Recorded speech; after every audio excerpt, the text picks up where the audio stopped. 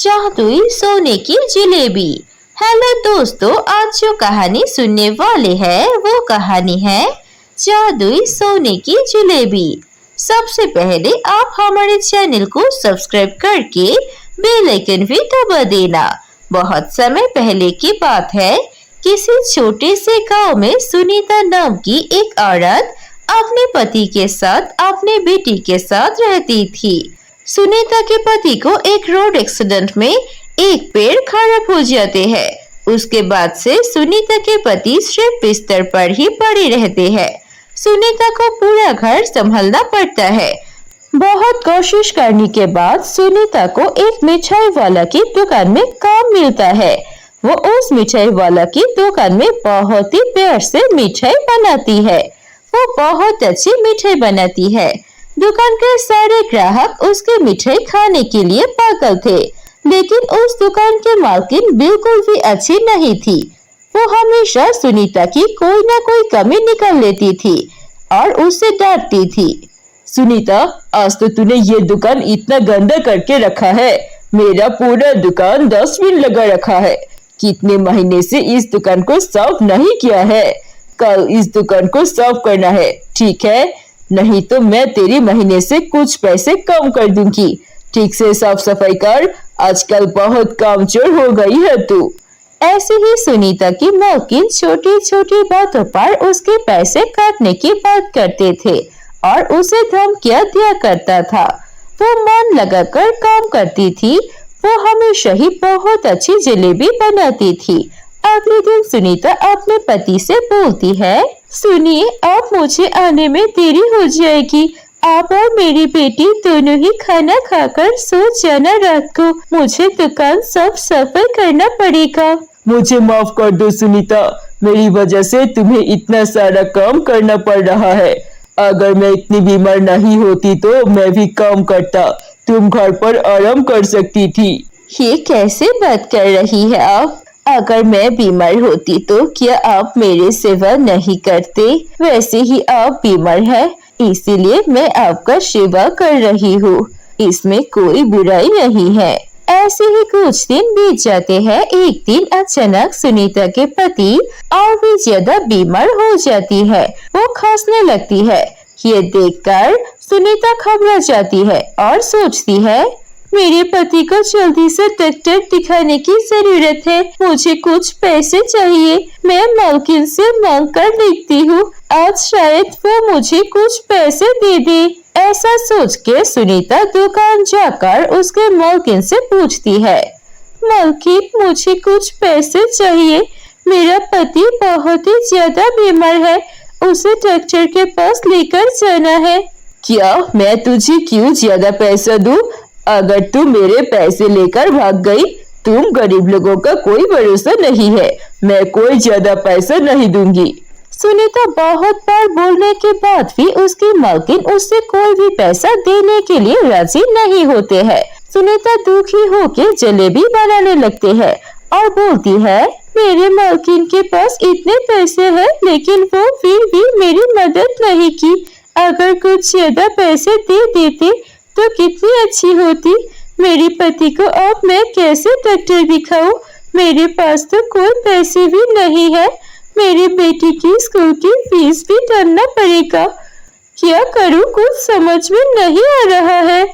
तभी सुनीता जो जलेबी बना रही थी उनमें से एक जलेबी ऊपर उठता है और फिर वो जलेबी बोलने लगते हैं, सुनीता, मैं एक सोने की जलेबी हूँ और मैं तुम्हारी मदद करने के लिए आया हूँ। तुम हमेशा इतने अच्छे से जलेबी बनाती हो। यह देखकर जलेबी की रानी खुश होकर तुम्हें वरदान देना चाहती है।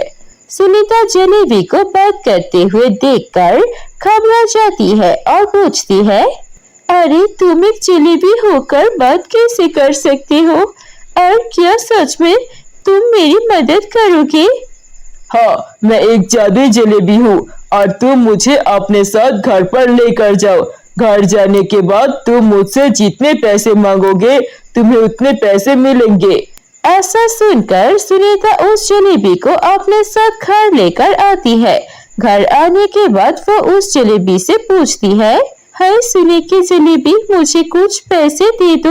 मुझे ज्यादा पैसे की जरूरत नहीं है, बस इतने पैसे दे दो जिससे मैं अपने पति का इलाज और अपनी बेटी का स्कूल का फीस दे सकूं। इतना कहते ही वो जादुई सोने की जलेबी सुनीता को बहुत सारे सोने की सिक्के देती है। ये देखकर सुनीता खुश हो जाती है और फिर उन सोने के सिक्के को बेचकर अपने पति का इलाज कराते हैं और अपनी बेटी की स्कूल की फीस भी भरती है। कुछ दिन बीत जाते हैं, फिर सुनीता अपने पति को उस सोने की जलेबी के बारे में बताती है। ये सुनकर सुनीता के पति बोलता है, अच्छा एक काम करो, तुम उस जलेबी से कुछ और पैसे मांग लो। नहीं नहीं, हमें कोई पैसे की जरूरत नहीं है, हम क्यों मांगे ज्यादा पैसे। तुम उसे कुछ पैसे मांग लो, उस पैसे से तुम खुद के एक जलेबी का दुकान शुरू कर देना, तो फिर तुम्हें किसी और की दुकान में काम करने की कोई जरूरत नहीं होगी। ये तो आपने सही कहा, अगर हम उससे थोड़ी से पैसे मांग ले और फिर हमारा अच्छा सा एक दुकान हो जाएगा।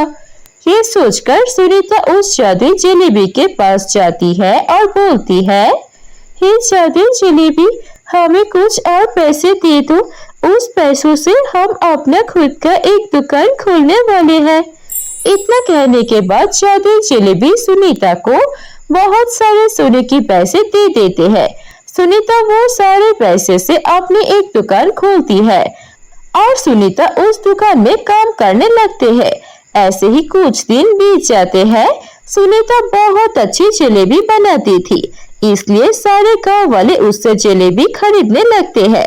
सुनीता बहुत अच्छा पैसे कमाने लगते हैं। उन पैसों से वो अपने पति के इलाज कर लेते हैं। उसके पति के पैर भी ठीक हो जाता है और फिर वो दोनों मिलकर उस दुकान को चलाने लगते हैं।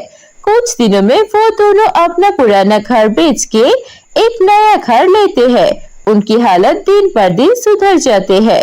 ये सब कुछ देख के सुनीता की दुकान की मालकिन सुनीता से बहुत जलती है और वो सोचती है, इस सुनीता की जलेबी की दुकान मेरी दुकान से भी इतना ज्यादा अच्छी चलती है और इसकी दुकान में बहुत ज्यादा ग्राहक जाते हैं।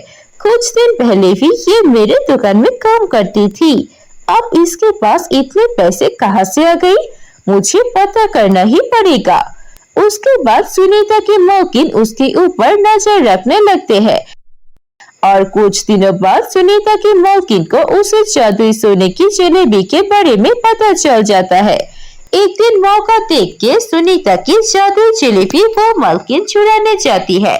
जब वो उस जादुई सोने की जलेबी को हाथ लगाता है तो वो जलेबी बड़ा हो जाता है और वो हवा में उड़ के उसे मारने लगते हैं और फिर वो मालकिन चिल्लाने लगते हैं और तभी वहां पर सुनीता आ जाती है और सुनीता को ये सब देख के सब कुछ पता चलता है और फिर उसके मालकिन सुनीता से माफी मांग के वहां से चली जाते हैं और सुनीता फिर सोने की जलेबी से बोलती है, सोने की जलेबी, आपका यहाँ पर रहना खतरनाक है।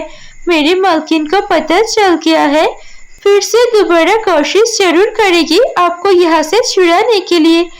आपने जो मदद किया उसके लिए शुक्रिया, लेकिन अब आपको अपनी खुद की जगह पर चला जाना चाहिए।